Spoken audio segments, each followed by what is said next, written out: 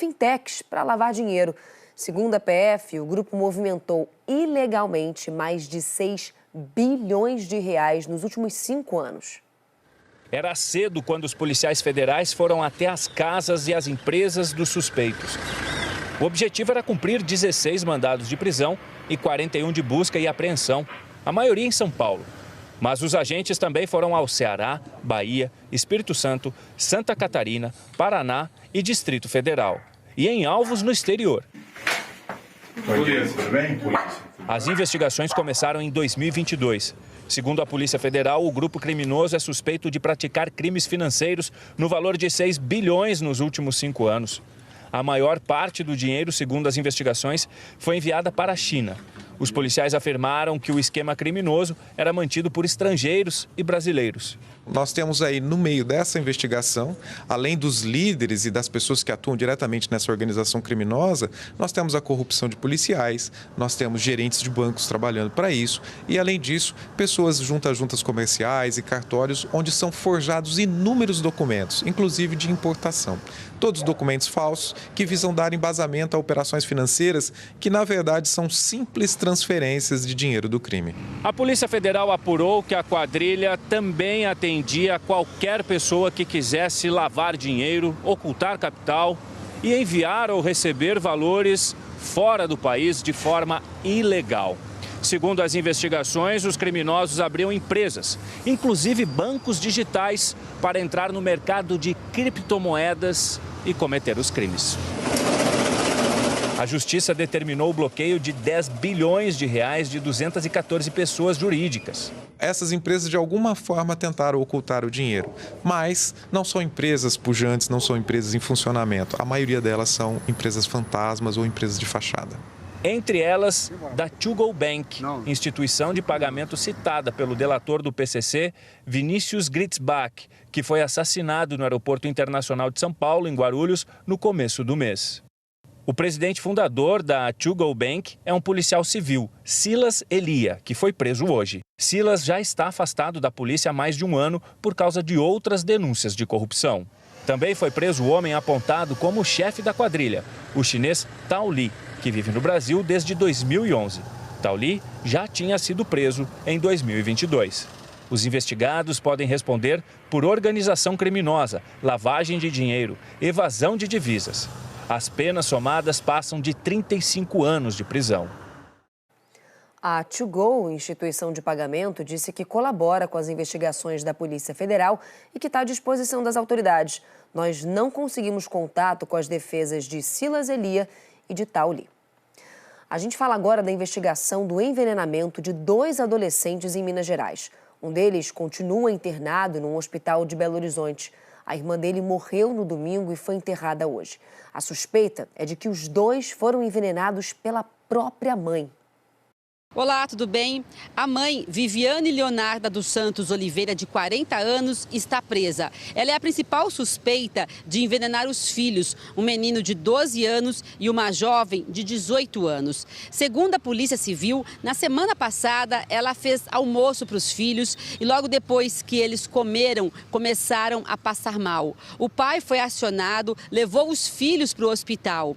A jovem de 18 anos não resistiu e morreu no último domingo. O menino de 12 anos segue internado em estado grave no Hospital João 23, aqui em Belo Horizonte. O hospital não divulga o estado de saúde dos pacientes. O pai contou para a polícia que está separado da mãe há 5 meses, que ela sofre de transtornos psiquiátricos e toma remédio. De acordo com a Secretaria Estadual de Justiça e Segurança Pública, Viviane está presa no presídio de Vespasiano, que fica aqui na região metropolitana de Belo Horizonte. Graciela Andrade para o Brasil TV.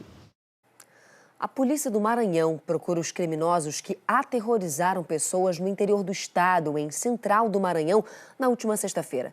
Eles invadiram um circo que já tinha encerrado as apresentações, assaltaram todo mundo e ainda estupraram uma jovem na frente da família. 5 homens participaram da ação criminosa. O crime aconteceu na noite da última sexta-feira. Segundo a polícia, eles invadiram o circo, roubaram dinheiro, aparelhos celulares, televisão e máquinas do circo. No local estavam apenas a família, que é dona do circo, e alguns funcionários. Segundo a polícia, 2 homens arrastaram uma jovem pelo cabelo e entraram com ela em um trailer e estupraram a jovem na frente da filha de 11 meses e também dos pais e dos avós. A polícia disse que os homens também agrediram fisicamente 2 idosos, um deles uma senhora que tem Alzheimer. Segundo a polícia, até o momento ninguém foi identificado ou preso. Geice Gomes para o Brasil TV. Agora olha essa história, gente. Pacientes e funcionários de uma unidade básica de saúde de Brasília estão preocupados com a situação da água que abastece a unidade. É que a caixa d'água está destampada desde setembro. E isso está contribuindo para o aparecimento de larvas que saem de todas as torneiras. A UBS 10 de São Sebastião fica na rua 14 do bairro João Cândido. Do alto dá para ver que a caixa d'água está sem tampa. Chegando mais perto, conseguimos ver muitas larvas e a água verde. Segundo um funcionário da unidade, a água está contaminada desde setembro. A caixa d'água ficou sem tampa em setembro. Depois de uma ventania, ela saiu e a caixa ficou destampada. Desde então, tem sido solicitada a manutenção, a gerência solicitou, mas ainda não conseguiu respostas. Os pacientes da UBS 10 gravaram como a água sai da torneira do banheiro e do bebedouro. Hoje, a unidade não consegue oferecer água potável e a situação só se agrava. O problema ficou pior porque em novembro os pacientes começaram a observar larvas saindo da água corrente do poço, tanto das torneiras quanto do bebedouro, que precisa ficar interditado. Então a unidade está sem água potável para os pacientes. Hoje cedo, Vanderlan foi comprar uma garrafa de água para o amigo que estava com ele. Os caras vão ter que botar lá em casa, tem água filtrada, tem um garrafão, né? Aí eu vou lá pegar e encher a garrafa maior e trazer para ele. Uma vez contaminada com larva, ela pode estar contaminada, por exemplo, com vírus, bactérias, parasitas. Ratos podem estar nessa água, pombos podem estar defecando nessa água, uma vez que a caixa d'água está aberta. Então isso pode sim levar a doenças como verminoses, como diarreia causada por bactérias, desenvolvendo casos graves que podem até evoluir para óbito. Os pacientes da UBS 10 de São Sebastião também reclamam de ter que esperar em bancos do lado de fora da unidade e sem nenhuma proteção. Se chover, a gente fica na chuva, né?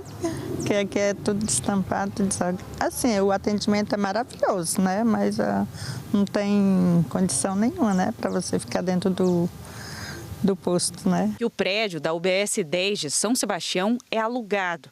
Na parte de baixo é onde funciona um atendimento médico. E nos outros andares são apartamentos alugados. O espaço é muito pouco, né?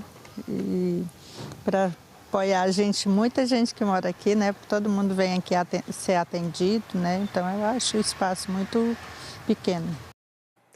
Em nota, a Secretaria de Saúde de Brasília informou que a empresa responsável pela limpeza e manutenção da caixa d'água foi acionada no dia 20 de novembro, quarta-feira passada.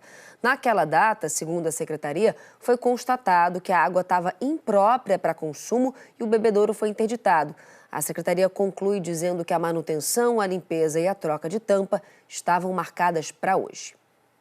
Começou em Sergipe o julgamento dos 3 ex-policiais rodoviários federais acusados de matar Genivaldo de Jesus Santos. Esse caso teve repercussão internacional pela violência com que ele foi morto, asfixiado dentro do porta-mala de um veículo da PRF no município de Imbaúba, em maio de 2022. Antes das 8 da manhã, a família de Genivaldo já estava no fórum pedindo justiça. Os ex-agentes da PRF chegaram escoltados pela Polícia Rodoviária Federal. Em maio de 2022, Genivaldo de Jesus Santos foi parado na BR-101 porque pilotava uma moto sem capacete. Durante a revista, ele foi xingado pelos agentes da PRF. Um deles se aproximou e aplicou gás de pimenta no rosto de Genivaldo. Ele conseguiu se soltar, mas os policiais mandaram ele deitar no chão e prenderam as mãos de Genivaldo. No momento da abordagem, testemunhas avisaram os policiais que Genivaldo tinha esquizofrenia tratada com medicamentos.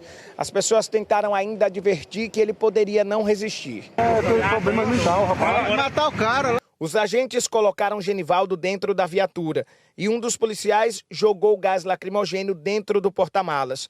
Genivaldo morreu de asfixia. O ministro do Supremo Tribunal Federal, Alexandre de Moraes, encaminhou um inquérito que investiga a tentativa de golpe de Estado para análise da Procuradoria-Geral da República. O ministro também retirou o sigilo do relatório da Polícia Federal. Mas até agora, as 884 páginas ainda não vieram a público. Isso porque todo esse material ainda está sendo digitalizado. Tarefa que deve ser concluída em breve. Só lembrando, essa investigação apura uma tentativa de golpe de Estado em 2022, depois do resultado das eleições presidenciais. A cobertura completa você vê daqui a pouco no Jornal Nacional. Manhã difícil para os usuários da linha 3 vermelha do metrô de São Paulo. Teve muita fila e superlotação nos trens e estações.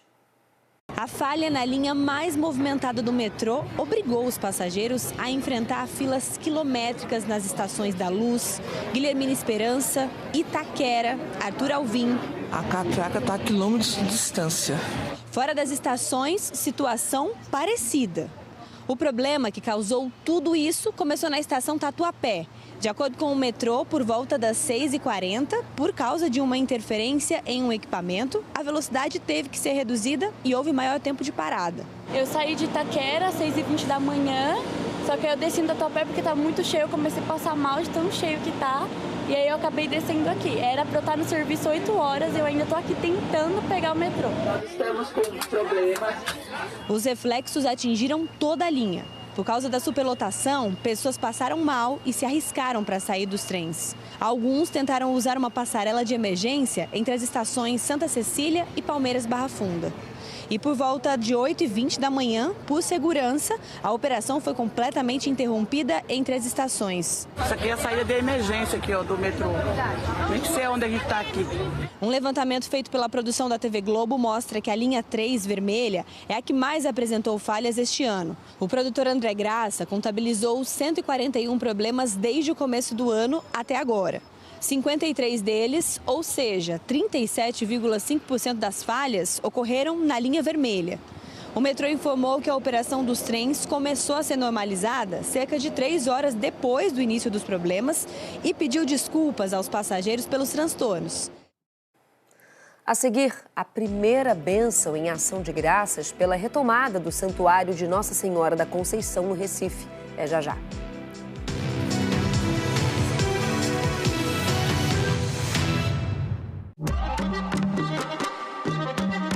A maior oferta de jogos do Brasileirão é no Premiere. A transmissão que ninguém faz igual. É chique pra ver em qualquer tela. onde você estiver. Você que manda aqui. Jogos exclusivos. Tem jogo que só passa aqui, hein? Não tem jeito. Vem viver o Brasileirão no Premiere. Vem, volta você. O Brasileirão da sua vida é no Premiere. Bora.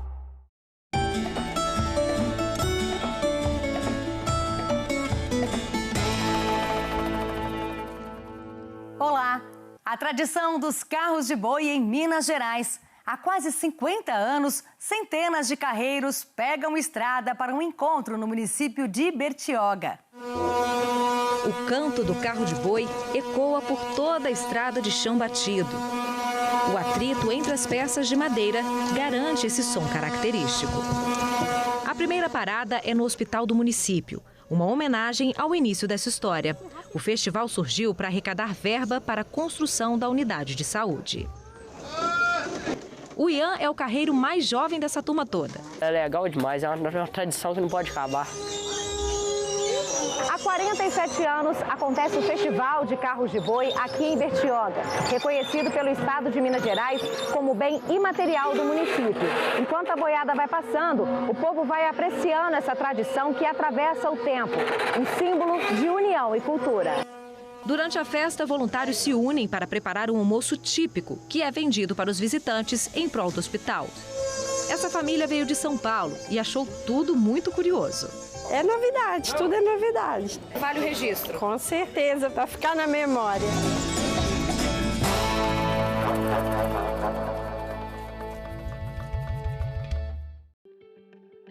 Para que dois elementos se encontrem, é preciso um movimento que os leve à mesma direção. E a partir daí, surgem novas possibilidades. Somos esse movimento que conecta as pessoas com o mundo digital através da educação midiática. E assim, transformamos o mundo. É no Futura que a gente se encontra. O Senai e SESI Nacional te encontram no Futura. De segunda a sábado, nas tardes da Globo, um panorama com as últimas notícias. Jornal Hoje. Isabel do vôlei, uma das atletas mais marcantes da nossa história. Seu legado inspira e mostra que o esporte transforma vidas. O Prêmio Isabel Salgado fomenta iniciativas sociais que tenham vôlei e apoia aqueles que têm ou gostariam de ter projetos que geram impacto positivo. É para quem tem vontade de fazer a diferença. Para nós, o futuro é coletivo. Inscreva-se em nosso edital em premioisabelsalgado.com.br. Apoio Globo.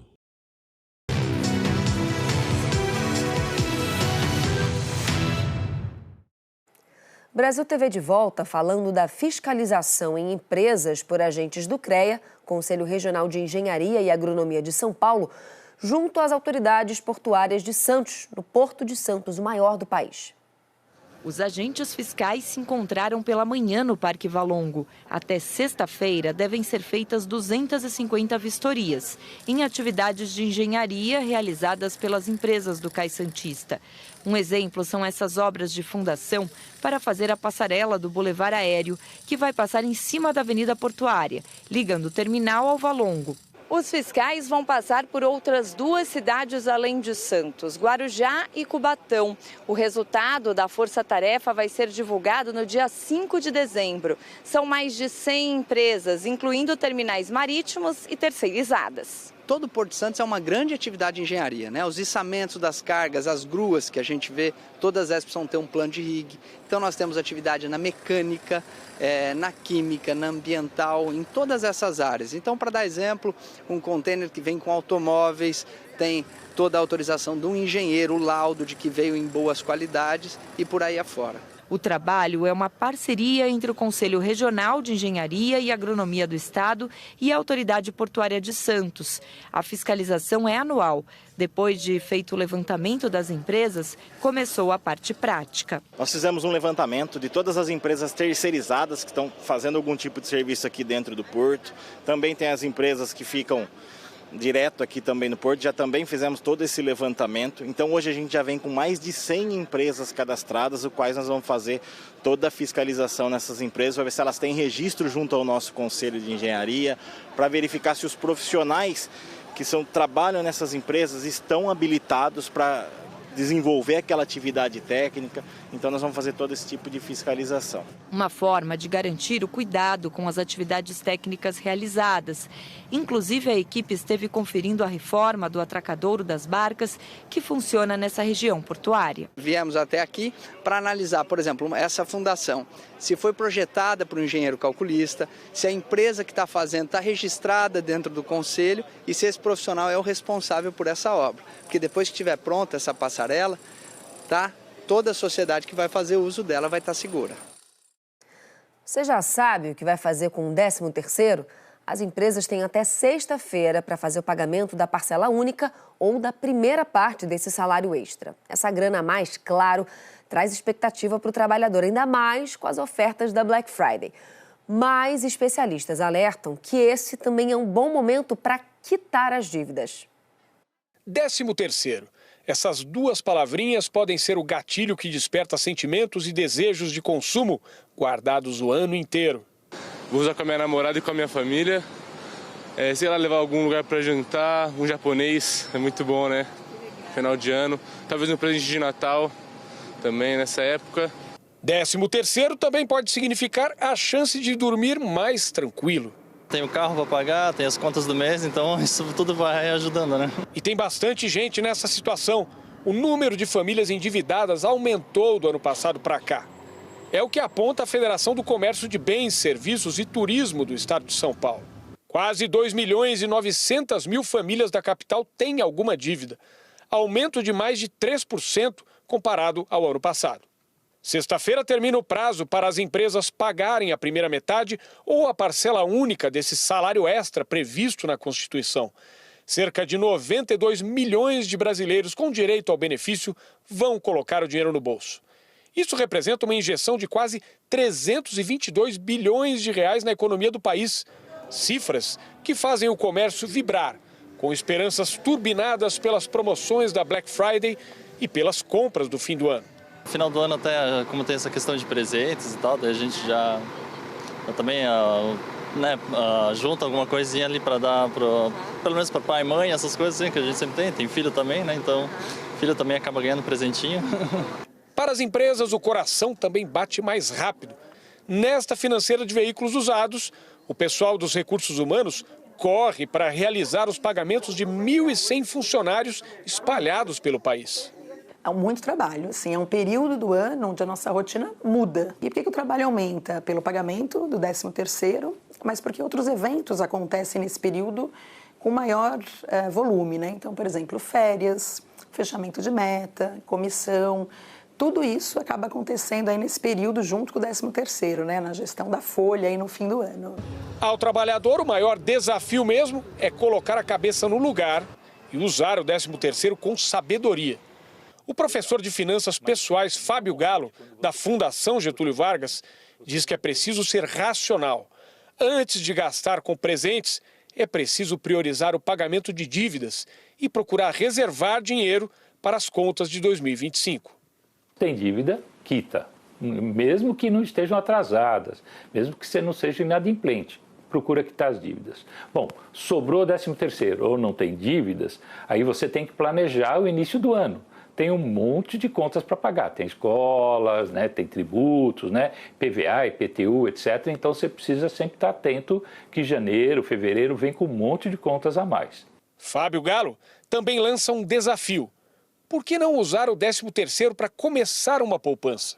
É importante você aproveitar este momento e refletir um pouco como você pode se organizar para o ano seguinte. Vamos pensar só para ter um número. Uma pessoa, por exemplo, que ganha R$1.000 por mês. Se ela poupar, se ela guardar R$3 por dia, no final do mês ela vai ter em torno de R$90, não é verdade? Com esses R$90 aplicados em qualquer coisa aqui no Brasil, até caderneta de poupança, né, você vai ter no final do ano R$1.000 guardados, R$1.000 poupados. Ou, portanto, você tem o 14º salário. A gente encerra falando da festa do Morro da Conceição, no Recife. Hoje, fiéis participaram da primeira bênção no santuário depois que o novo teto foi entregue. Uma celebração em ação de graças pela reabertura da igreja. Os bancos de madeira voltaram a ocupar o santuário, 87 dias depois do acidente. Mas nem todos foram colocados aqui, porque muitos quebraram com o desabamento do teto.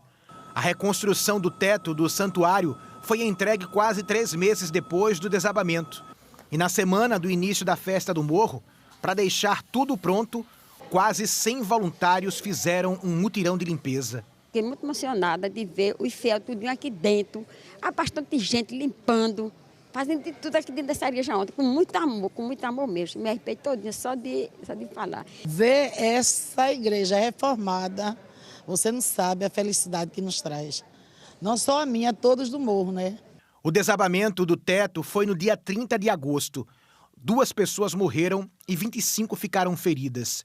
Elas estavam na igreja para receber uma doação de cestas básicas. O acidente aconteceu depois que placas de energia solar foram instaladas na parte de cima da igreja. De acordo com a Secretaria de Defesa Social, o laudo pericial será entregue à Polícia Civil até a sexta-feira. Quem sobreviveu à tragédia carrega cicatrizes físicas e psicológicas. É uma dor imensa por dentro. Só de ver o crime que aconteceu, né? Parece que a pessoa está vendo de novo. A governadora do estado, Raquel Lira, e a vice-governadora Priscila Krause estiveram no santuário e participaram de um momento de oração de ação de graças pela reabertura do lugar. E acredito nesta fonte de onde veio. Fizemos uma breve bênção para esta primeira etapa da obra. Celebraremos a festa de Nossa Senhora da Conceição do dia 28 de novembro até o dia 8 de dezembro e logo depois da festa o santuário será fechado novamente para a segunda etapa, para que tudo ocorra com segurança absoluta e o devoto seja acolhido com todo conforto aqui na Casa da Mãe. O Brasil TV fica por aqui. Outras notícias do Jornal Nacional hoje um pouquinho mais cedo, às 8 da noite, hora de Brasília. Uma ótima noite para você. Até amanhã. Tchau, tchau.